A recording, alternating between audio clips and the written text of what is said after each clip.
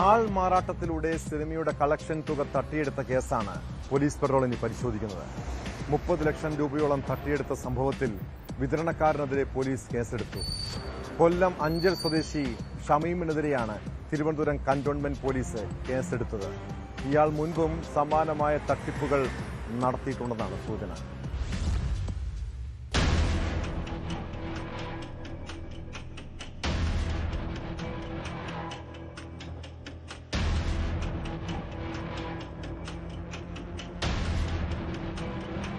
നെയ്യാർ ഫിലിംസിന്റെ ബാനറിൽ കണ്ണൻ താമരക്കുളം സംവിധാനം ചെയ്ത വിരുന്ന് എന്ന സിനിമയുടെ കളക്ഷനായ 30 ലക്ഷം രൂപ ചിത്രത്തിന്റെ വിതരണക്കാരനെന്ന വ്യാജേന വിവിധ തിയേറ്ററുകളിൽ നിന്ന് പ്രതി തട്ടിയെടുത്തു എന്നാണ് പരാതി.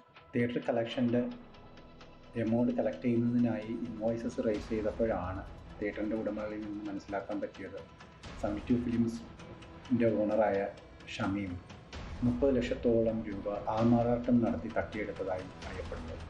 ഞങ്ങൾ പല സമയം ഷമീമിനെ ബന്ധപ്പെടുകയും ഷമീം ഈ കുറ്റം സമ്മതിക്കുകയും ആ എമൗണ്ട് ഉടനെ തിരിച്ചു തരാമെന്ന് സമ്മതിക്കുകയും ചെയ്തിരുന്നു.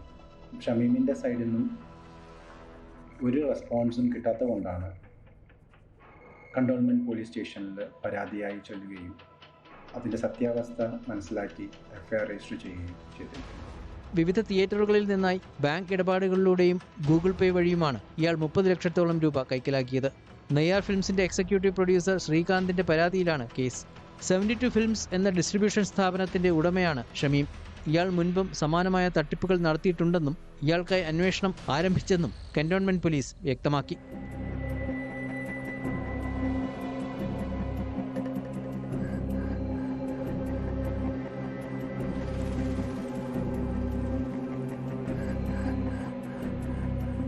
ന്യൂസ് 18 തിരുവനന്തപുരം.